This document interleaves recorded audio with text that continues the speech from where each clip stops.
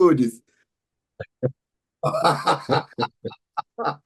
This is This is me. this is classic. This is classic, Trevor. This is classic. Actually, Trevor couldn't make it, so I'm one of his brothers. So Oh, I'm yeah. standing in. We'll have the alien replacement. I tell you what, it's so hot in there. Yeah, I thought I'd surprise you there. where did you get that from? Amazon. Right. But I'm I gonna thought that's where the alien spaceship. yeah. I I mean ought to get it. I've ordered some lights yet to Oh, come. good. Yeah. I've ordered Yeah, some you're lights. still a bit fuzzy. I I seem know. to have moved up to the top. I can only see my chin. All right. Is Well, that something at my end or your end? I can see the whole of you. I can I see the don't whole get of it. your I face. did. Well, you're very fortunate, but no, I can't really see. It doesn't matter if I can't see myself. But are we doing a visual as well with Yeah, this? we're doing a visual. Yeah, yeah, No, yeah. but it'll get We'll my get. chin in anyway. That's how are you anyway? All right, I'm all right. I'm all right, my brother. Good to see you. you Good to see too. you. How are you? Yeah, I'm pretty good actually. Been rushing around buying a few late things for the holiday next week, but Oh yes. still got a few days, so no problem. Oh yes. Holidays are always exciting, aren't they? Yeah, it's good. Good just to have a change of surroundings. Looking Absolutely. forward to it. Yeah, yeah, it'd Yeah, be good. yeah, that's good. So let's just do the usual. So Yeah, welcome to the alien spaceship with myself, Emmy Hikins. and me, Trevor Gear. Yeah, good stuff. Good stuff. We've got Good some good start. stuff today. We've got some good stuff today, Trevor, for our listeners. Yeah, Yeah, and I our hope viewers. so. Yeah, now we have listeners and viewers. That's what That's good. that's what we're gonna be having. We're everywhere, Yeah, Trevor. We're everywhere. We're on Spotify.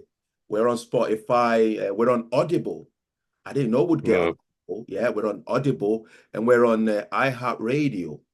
It's brilliant. yeah, So I mean, what I sent you was just Spotify. There was like loads more that came through. We're everywhere yeah. now. Yeah, we're everywhere. That's encouraging. I know. Encouraging. Let's hope we live up to our billing on all these platforms. I mean, I can just continue where we were the other day a bit, and I was talking about these numbers that appeared on Yeah, my kitchen window. yeah. Do you remember that from the other day? I do remember that. I actually said to you, I said, I thought you was being generous, giving me your PIN number. No, I wouldn't do that, cuz I tell you. No, but it's a strange one because I suppose over those last 3 or 4 years, those numbers have appeared. Actually, it's over the last couple of years appeared about 3 times. Yeah, And yes. I've looked at the window afterwards, both sides. There's no hint of anything inside or on the surface, either surface, but just these numbers popped up 8360. Yeah, that's it. And as I say, I eventually I thought, well, I'll look this up on Google to see if it means anything. And strangely, it's if you look at Google about this, it says these are angel numbers. Now, I'm no religious fanatic by any means. I don't know whether I believe in angels. I think there's something beyond our life here, but who knows? But anyway, it says that these numbers seem to represent a guardian angel. So yeah, it was weird, almost a bit spooky, but it didn't feel uncomfortable. Um, but then, I mean, just moving on from that slightly, when my mother died Right. about 4 years ago, and these numbers came up after that. Wow. But a song she always liked. I mean, she liked her songs, her music, Yeah. and one she liked was a theme from the film Pearl Harbor, and the song was called "There You'll Be." You may know that song by Faith Hill. There you'll be, or there I'll be. I can't remember, but she liked that. And anyway, one evening we were listening to MTV, just on the TV, just sort of background stuff. Yeah. And then this song came on. So I sort of turned it up a little bit because I do like the song.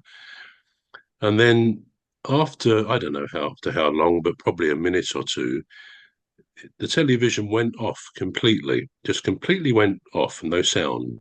Wow. And I thought, that's odd. And then it almost straight away came back on. And that happened twice more in that song. And it was weird, but weird in a good way, because again, our instincts, um, my partner and I at the time, we said, well, that could be my mother. As I say, we're not nut jobs on this sort of thing by any means. I'm certainly not. Yeah. But it did seem so strange that and I've heard before that if someone is just letting you know they're okay after they've died, Yeah. sometimes electricity is involved to do Oh, with that's all lights or TV or whatever.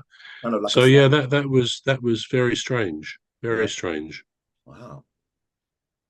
You know, I mean, I'm religious, so but this is not a religious show by any means. But I do believe in angels. You know, I You do. do, Yeah, yeah. yeah, I believe that angels exist. But then to what extent? Um, the to what extent do we get to feel their, involvement in human activities? That I'm not gonna I'm not gonna delve into because it's a bit deep that. But yeah, yeah, I do believe that there are angelic forces, that do certain things, um, mm, mostly supernatural things, that things that, the ordinary mind finds it a bit hard to comprehend or yeah, challenge, that's right. yeah, or a bit challenging to, Mm, sort of comprehend. But that being said, I also do believe that there are um, wicked angels, sort of like what the term fallen angel. So right. yeah, so those are the angels that have had um, they've not really lived up to their what's that word I'm looking for, but they've not really lived up to what they were what they were supposed to be. What So was expected of them? Yeah, what's expected of them. yeah, So they sort of went the opposite way, contrary to what they should be, and yeah, that was deemed as being evil in nature, and as such, they were cast out. They were cast out. right. They were cast out from heaven, and they still exist today. So they exist alongside the angels that obviously God still uses. But then there's something that is very important to note there is that these angels sometimes they do transform, and they take on the sort of the image or the form of a good angel. And Right. yeah, so it's hard to differentiate between what's a good angel and what's not, because as you know and everybody else, and there is the presence of good and bad. So good and evil exist in the world that we live in.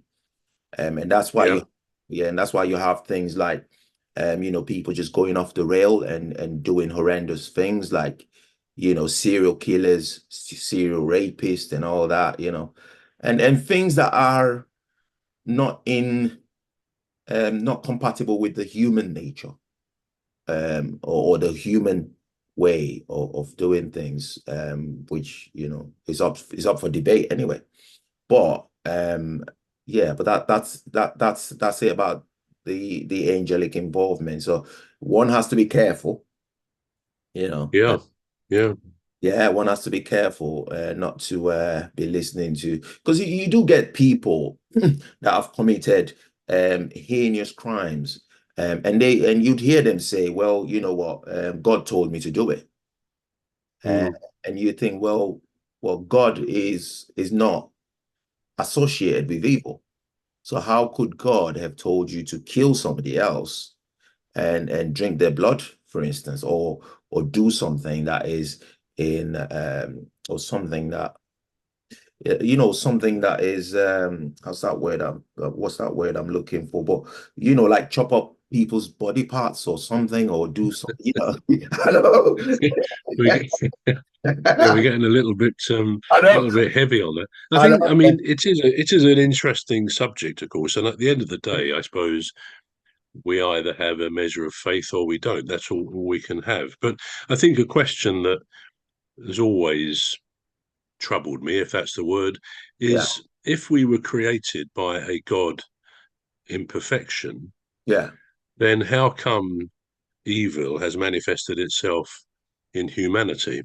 It had to come from somewhere, that evil. So are we saying that God, who is all powerful, if he's yeah, there, yeah, actually created us with a potential for evil? And I think the Christian religion probably will say, well, that's free will. yeah, But that free will has to have come from somewhere.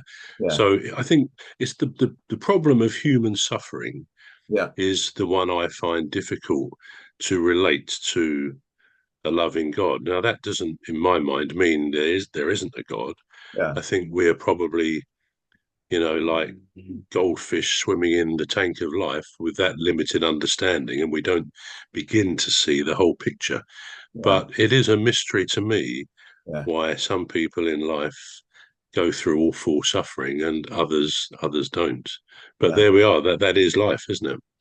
Well, it is, and there are answers to that question that that seems to be on everyone's minds. But then again, like I said, this the show is limited in scope, as to delve into That's the right. yeah, Religion and stuff. index. Yeah. Yeah, yeah. So yeah, but for anybody listening out there, and you want to get in touch, and have those answers, those questions answered, that includes yourself, Trevor. I don't think we got any answers. you, We got the you reach out to questions. me. You reach out to me. That's it. That's what we call a free home Bible study. I mean, moving on from that, I was going to ask you a question. Right, Do you agree that life begins at the end or edge of our comfort zone? right, Or okay. do you think we can live a full, good life, Mhm, exciting life, but mhm. always stay within what makes us comfortable? Yeah, I think it would boil down to I think it would boil down to, what your values are. I think Yeah, if I understand the question correctly, I would put it down to values. So for instance, if I value my peace of mind, right? I would avoid certain things, and that includes certain behaviors in certain human beings, if that makes sense. I don't want to say certain human beings because people do have the ability to change. So I would say yeah, certain behaviors in certain human beings, and I'm just gonna explain that in the best possible way that I can. And when I say certain behaviors in certain human beings, for instance, there are people, Trevor, that aren't religious, right?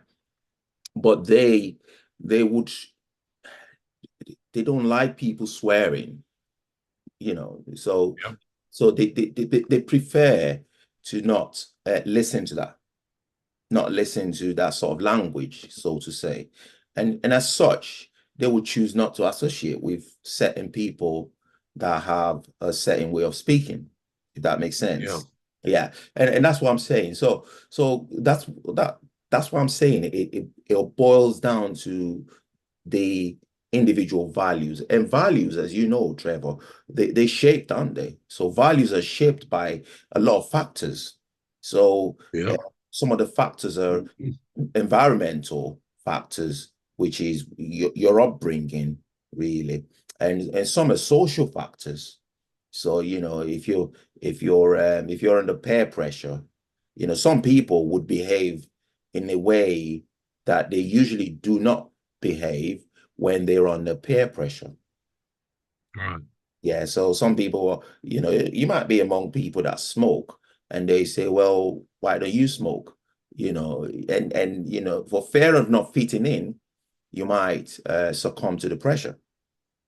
So that's why I say it boils down to value. But if your values are very, very strong and your values mean more to you than the actual human beings that are pressuring Yeah. you, then you sway one way or the other.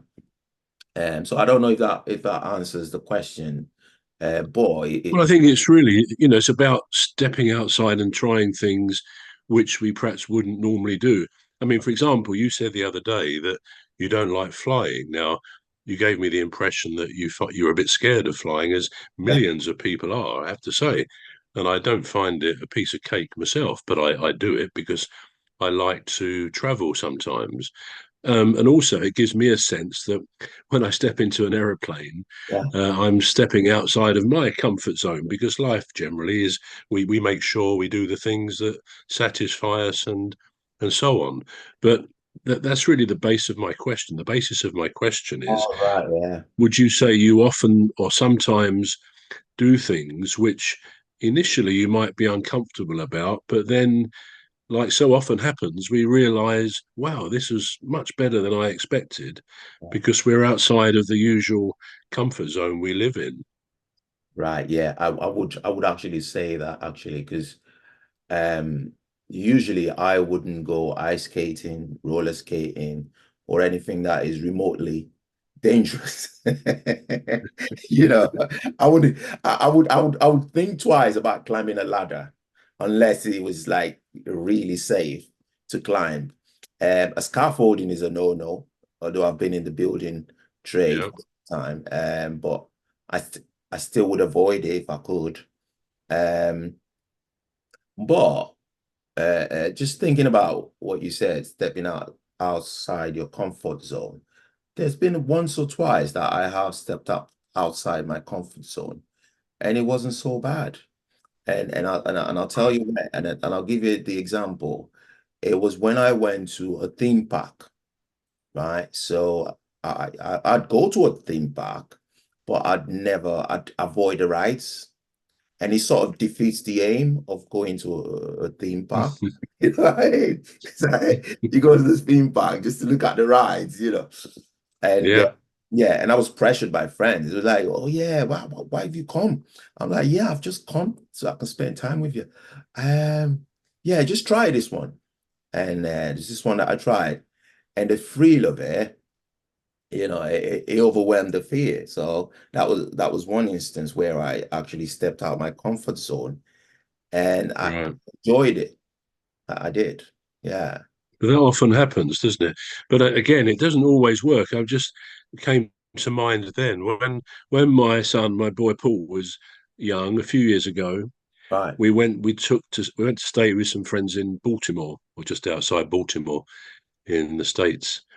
And they sort of took us around to all sorts of things. And we went to some sort of theme park. Now, maybe like you, I don't like heights particularly at Right. all, but there Yeah. was this cable car going right the way around this theme park.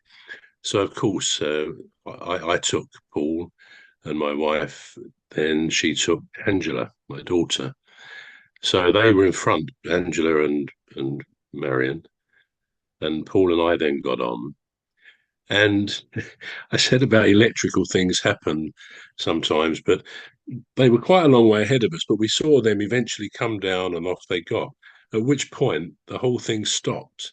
Now we were just sitting in. It wasn't an enclosed cable car. It was a chair. It was a double, like a double chair with a bar in front of you, Yeah. which kind of swung in the breeze. And when it stopped, you were sort of going backwards and forwards. But actually, it would have been relatively easy Mm. to have fallen under the bar, especially for a young lad. I forget how old Paul was, but probably, I don't know, 8 or 9, something like that. And we sat there, and I thought, don't worry, Paul. It'll be it'll only take a few minutes. Well, I think it was about 10 minutes before they restarted this, and there were people behind us as well. But Yeah. it was very very uncomfortable because Yeah. I mean it wasn't that high like over the Alps or something, but it was over this theme park, and below us was just a concrete of the pavement sort of thing. And yeah, it became very uncomfortable. So again, it's something I probably wouldn't have wanted to do voluntarily, but you No. do it because you got kids and all the rest of it. Yeah. And that was a case of stepping outside the comfort zone, which was not good. But I don't think I've been on a cable car like that since. I probably will do because um, I know Kimberly and Lucy sometimes they like to go on the cable car from the O2 where we Yeah. go sometimes, the O2 in London, across the river, and then you get off somewhere downriver. They've been on that. I haven't, and I can't say I'm particularly enamoured with the idea of that, but I will do it to step outside that safe zone, Yeah. which is where I think the fun begins, really. Well, yeah, I do agree with you to some extent because, 'cause people say to you, well, if you've not tried it, how do you know you're not going to like it? That's right. That's right. You know what I mean? Which isn't always true. For instance, when it comes to harmful, substances or whatever, and they say, well, if you haven't tried it, are you going to know if it's not good for you? Well, I know it's not good for me because it's coke. You know? Mm. Yeah, that's right. You know Yeah, what I mean? Yeah. So that would be one instance where that would be an example of an instance where that yeah, doesn't apply. But then I do like a good challenge. I do absolutely. Yeah, that's good. That's Yeah, I good. do like a good challenge. Only if it's not gonna put me in harm's way. Only if it's Yeah. not gonna directly put me in harm's way. Say for instance, I wouldn't go skydiving. I would No, never nor would I. I would never do it. What's that one you do on the snow? With Well, skiing. Yeah, skiing. Well, I, I would never ride on a horseback because of the Superman guy that broke his back. Do you Yeah, know, do you yeah. remember? Yeah, yeah. Christopher Reeve. Christopher Yeah, Reeve, yeah, wasn't it? that's Yeah, that's the one. Yeah, Christopher Reid. So things that have a sort of and I tell you what I would do though, and I know it's very dangerous, and it's race car. I do it yeah, actually. I would race a car, or I would race in a car, and I know it's dangerous. But I think it's my love for the, car racing because I do love car racing. Not the F1. The F, right. yeah, that one's boring because it's just going around in a circle. That's what it seems to be Quite anyway. quite safely. Yeah. Yeah. Um, Yes. I mean, I remember one thing that actually happened just last year on the same sort of subject. And I right, mean, going back over some years, I'm a musician like you are, and I've played in a few bands, um, a couple of trios, doubles, duos, and on my own. I've even busked a few times. wow. You So have? I always feel that's strangely, really, that is my within my comfort zone. I do like performing. I like an audience, and okay, everybody gets first minute nerves when you go out on a stage to play the guitar, either on your own or in a band. But almost instantly, I feel very comfortable, and I've done a lot of that over the past, the recent past as well. Right, Um, but one thing that happened, I went to see a show. We went to see a show last August. You've probably heard of it. Heathers, it's called. It's quite a good musical, Heathers. right, And towards the end, it was great. Now, the pair of us, we were in the front row, but to the side. And towards the end, it's presumably in the script of Heathers, which I do recommend as a play or musical to watch. Um, there were lots of attractive women and guys in this, and then they all sort of moved over. The whole ensemble seemed to move over to the side of the stage directly in front of me where we were sitting. yeah, And I sort of thought, uh-oh, is something going to happen here? And sure enough, one of the women pointed to me Yeah. and she said, "You're Steve." Now, this is obviously in the script of this show, I imagine. "You're Right. Steve." And she said, "Steve, I love you." And of course, I'm thinking, this is not exactly my comfort zone, this, because it's a full up theatre as well. Right. Anyway, at that point, she started to sing this song to me. I'm trying to think what it was. Um, doesn't really matter, but it was a good song. She had a lovely voice, Right. and it was very much directed. Obviously, she was singing it to me, leaning down on the stage, and I just sort of smiled and did what you do, feel slightly awkward. Yeah. Anyway, at the end, she's finished her song and said, "Steve, you were brilliant," something like that. And then all the cast Yeah. all moved over again, and they were Yeah. looking at me and clapping me as if I had done something at all. Yeah. And then what happened? The audience started to clap. I think they were cajoled into doing that. Right. And she said to me, "Stand up, stand up." So I found myself, I stood up, turned around, and people were whooping and cheering, obviously taking part in the atmosphere of the show. Yeah. And I actually found myself doing this, come on, cheer some more, which I thought, what the hell am I doing? I mean, I didn't stand up with a view to doing that. I almost felt I should have got up on the stage.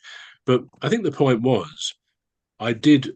I would have thought when she started singing, oh, I feel a bit awkward about this. But Yeah. I think because it is very much part of my comfort zone to have an audience, Right. I Right. kind of, without thinking about it, played up to it, and I feel I can do that.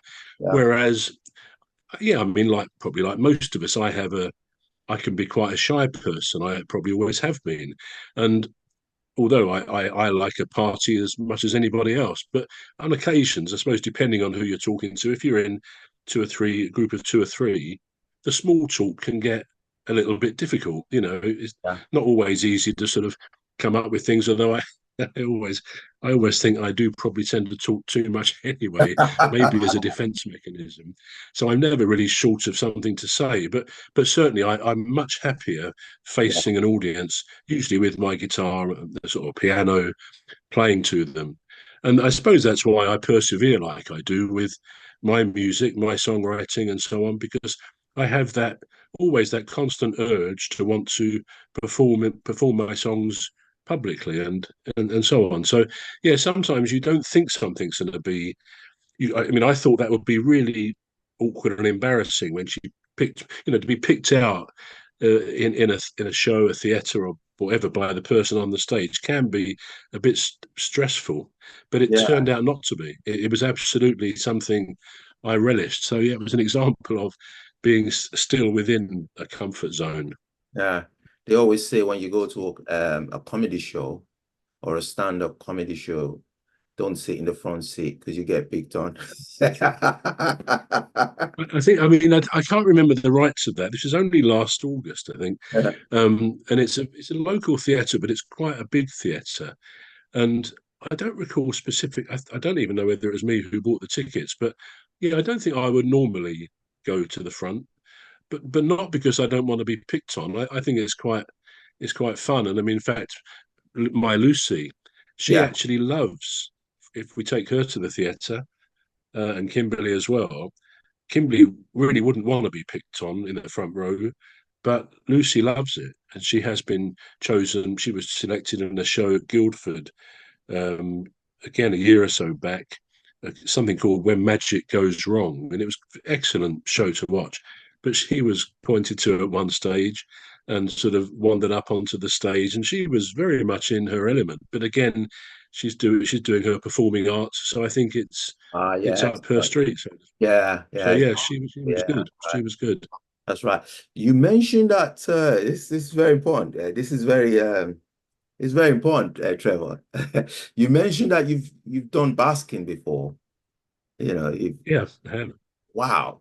I look at people that do that and I think they must be very brave. Do you know what I mean? Well, Yeah, that's probably 5 or 6 years ago, we actually were walking in it. I was having a lunch in a yeah, place fairly local called East Grinstead, having just had lunch in a very nice pub, where it was an excellent, lovely waitress, and I actually wrote "Waitress in the Restaurant." I don't know Yeah. if you remember that song of mine, Yeah. "The Waitress in the Restaurant." Waitress in the Yeah, so that was very much based on her. And anyway, walking back from lunch towards the car park afterwards, we noticed a pop-up shop, which it was great. It was kind of very bohemian. There was all sorts of stalls in there and bohemian people, like ladies with pearls and I suppose gypsy like really, yeah. selling all sorts of things, all sorts of different things in there. So we wandered around and then talking to somebody, and they said, well, if you're interested, you can come along if you've got things to sell. Right. Well, we thought about it, and then I thought, well, one thing we did have, we bought a few times and done a couple of boot fairs with, were 3D photographs of all sorts of things, you know, a band or a film star, something like that. Yeah. So we thought we'd give it a go. Anyway, we did, and we did that for about 6 months over a sort of a winter period. And I used to, when we got there about 7 in the morning at the weekend, Saturday and Sunday mornings, it was freezing cold and there's no heating on until someone puts some electric fires on. Yeah. So it was cold. So anyway, it turned out to be a very good few months. And after a while, someone said to me, why don't you go? Why don't you play your guitar outside?" It was that kind of environment. Yeah. And I thought, well, I had done something similar some years ago. I can't remember where that was. So I thought, yeah, I'll give it a go. And so I stood outside. It was a bit. It was outside my comfort zone. It's not like being on the stage. Yeah. And I just started singing songs. Again, because I played with other people, I jammed with them before. I had quite a good repertoire. I still have quite a good repertoire of well-known songs. Yeah. And I put a little cap down there, or little bucket thing, and Yeah. people did put money in. And I What? never made very much. I suppose I was out there for an hour each time, Yeah. and you got between £5 and £10. So I then went and bought a cup of coffee in the local Costa just around the corner, and I got to know a very nice girl in there who served me most times. Her name is Bethany, and again from that came another of my songs, "OMG Bethany," "Oh my God Bethany." She was a Oh, lovely, lovely girl. So again, I always like to capitalize if something gives me an idea for a for a song. song, even a title. I will use it because, as I've often said before, I think all of my songs are about real people, real situations. They're not kind of made up. No. So I find that helps me to come up with the ideas. But yeah, I did busk, and it was outside my comfort zone. But looking back, I think it was a great experience Yeah. to have on my music CV. Really, I suppose you conquer your fear there, don't you? You sort of do eliminate yeah, that sort of like a barrier that's there in your head or whatever it is. And when you take that step, you sort of conquer it, and that's the end yeah, of it. And you can do that process again and again and again. And I suppose that's what like big singers and songwriters. I suppose that's the same thing. I mm, suppose the same method that they do, because nerve is something that everybody has. I presume. I mean, nobody's naturally wanting to, perform to a large crowd um, every time. I mean, you might want to do it once, but every time like that, you do need some sort of mechanism to then conquer whatever yeah, nerve yeah. might have. Different people have different things, but there's a question that I've been wanting to put through to you, Trevor. Discombobulated. Where did that come from? Well, it's It's always quite bugged me. quite simple. Quite simple. It was a word you don't often hear it used. You hear it used a bit more nowadays. People do suddenly say it when they're being interviewed, "Oh, I was discombobulated." But it's a word, I don't know why, but I always liked the word. I mean, I've always liked different words. Right. I suppose that's why I write songs and poems and things. But I always liked that. And then I thought one day, well, that'll give me a challenge to write a song called Discombobulated. 6 syllables and not easy to sort of suddenly build that into a song, or so I thought at the time. So, yeah, I had the tune, as often happens when you got a word like that, a tune sort of, and I was sort of going, I would discombobulate, and that first line, first couple of lines came straight away, and I built it around a little story, Yeah, again, of a person who in the local McDonald's, where sometimes I used to go, she was very sweet, always excellent service. yeah. And so I built it around this girl. Can't remember her name now, but I don't think it appears in the song. But Oh, again, I need almost to be writing about something real oh, to be able to write the song. And it was only afterwards I realised the first five letters of discombobulated a disco, and I thought that's quite neat because all it is right. a good upbeat song. Yeah, Where you can dance as if no one's watching you, sort of thing, yeah, yeah. and hold the hairbrush as the microphone. So yeah, that's where discombobulated came from. I like to have something a bit different sometimes about my song titles. I mean, another one was Cowabunga Dude. Oh, yeah. I love that. I mean, I read that somewhere. I can't remember where, but I looked up what it meant, and it means sort of a lucky guy sort of thing. All So right. I wrote that song, Right. and I can't built remember who medley it on that was song. that was doing the Sorry. was it Diane, Dina or Madeline? And they sort of said to me, how do you design a cover for that? And I'm thinking, I'm glad it's not my job. And then another one, of course, another phrase I read it a few times Yeah. was "bow chicka wow wow," which is a Yeah. probably not the sort of thing we would discuss in our podcast as to the meaning, but it's just obviously human interaction. And again, sometimes a good title lends itself to almost instantly to a good catchy tune, an idea. So, and again, I built that around someone I know, and things that happened and happen sometimes. Yeah, so that was another good title that I like. So yeah, I like different song titles. Wow. So yeah, I had to listen to it and I thought, is he just had a meeting with the Queen, and he just had a meeting with the Queen and Prince Charles.